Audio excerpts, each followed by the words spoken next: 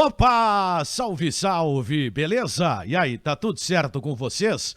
Uma estatística inútil.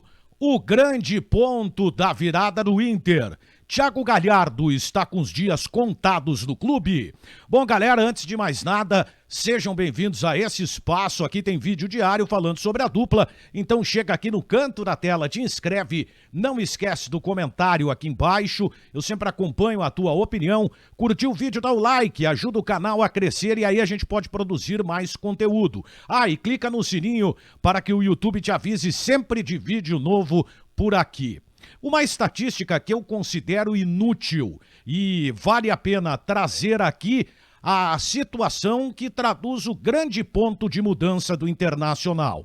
A questão referente à posse de bola, claro que ela é importante, mas é um dado que precisa ser acrescentado a, por exemplo, o número de finalizações. Assim se chega a um time com característica ideal, com grande número de conclusões e também com o domínio absoluto da partida em termos de controle de bola. Mas é importante ressaltar que nos dois últimos jogos, principalmente, esta não tem sido uma característica do Inter. Por isso eu entendo que a posse de bola, apenas como um dado estatístico, ela contribui muito pouco nesse aspecto. Basta ver o que era o Internacional de Miguel Ángel Ramírez e do número alto em que o Inter tinha a posse de bola nos seus jogos. Porém, concluía muito pouco, encontrava muitas dificuldades. Para que se tenha uma ideia, o Internacional, no jogo contra o Flamengo, teve 37% de posse de bola, até pela característica, pela estratégia adotada pelo Diego Aguirre. Mas é importante ressaltar que o Internacional teve 9 finalizações contra o Flamengo. O Flamengo até teve 2 a mais em relação ao Inter, mas o Internacional foi efetivo e acabou tendo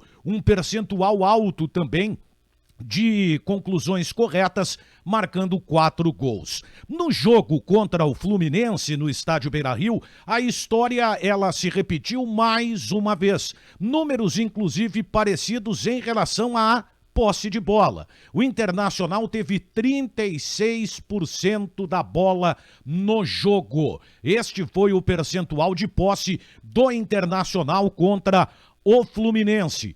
Em contrapartida, o Inter teve 17 finalizações. Esses são dados que eu peguei do Sofá Score e que traduzem bem esta mudança de cenário do Internacional. Eu sempre defendi a ideia de que eu prefiro um time muito mais efetivo do que propriamente um time que tenha a bola. E aí está o grande ponto da virada do Inter. Claro que não será uma rotina o Internacional fazendo 4 gols em seus adversários, mas o importante a se ressaltar é que houve uma evolução, algo inclusive que se viu até no jogo contra o Olímpia, em que o Internacional foi eliminado da Libertadores da América, mas foi melhor que o time paraguaio, teve mais finalizações, mas parou em muitas delas no goleiro do time do Olímpia.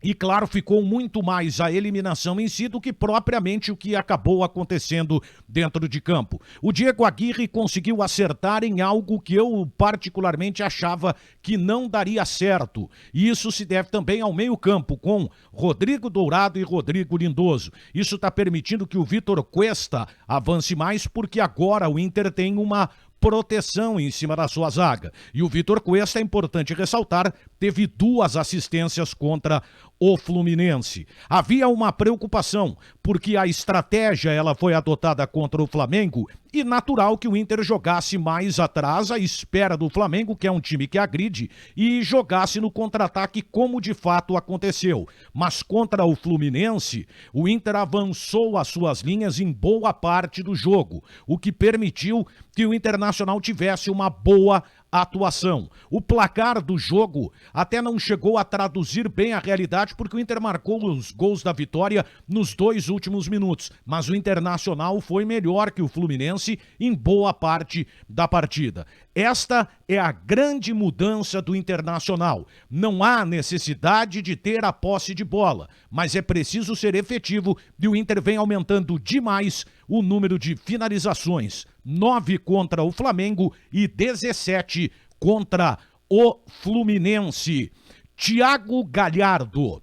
A versão dada pelo vice-presidente de futebol do Internacional, Emíliozinho Papaléu, ela foi diferente da do representante do atleta, que disse que o jogador foi liberado para resolver problemas de ordem particular. Mas, segundo a direção do Inter, a decisão foi tomada pelos dirigentes e o Thiago Galhardo foi afastado do jogo contra o Fluminense. O que se fala realmente é que essa decisão ela se deveu a um problema de ordem disciplinar. O atleta ainda fica fora, até porque não haverá treinamento, é a folga dos jogadores. O Inter jogará só no final de semana contra o Santos, mas o retorno do jogador não deve implicar num aproveitamento imediato. Isto porque a informação que se tem é que o Thiago Galhardo está com os dias contados no Internacional. A ideia é negociar o jogador. Claro que agora há uma restrição no que se refere ao mercado nacional, porque o atleta já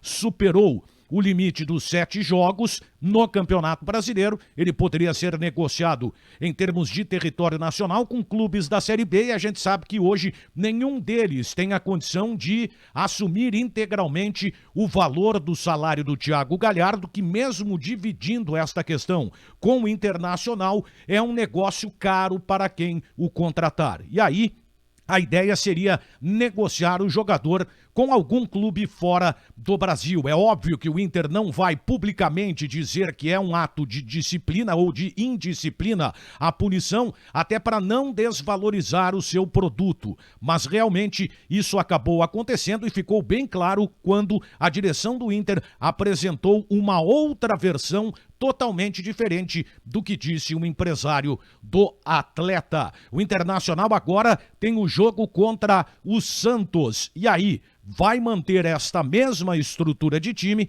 e a gente vai ter uma noção do que pode o Internacional apresentar lá na Vila Belmiro, já que é um jogo que, teoricamente, é uma partida um pouco mais complicada, tá certo, gente? Deixa um comentário aqui embaixo, vem aqui no canto da tela, te inscreve no canal, não esquece do like, o like ajuda bastante, clica no sininho para ser avisado sempre de conteúdo novo por aqui e já deixo a pergunta para você. Você acredita realmente que o Internacional definitivamente está se recuperando no Campeonato Brasileiro? Comenta aqui que daqui a pouco a gente troca uma ideia, tá certo? Beleza então? Fechou?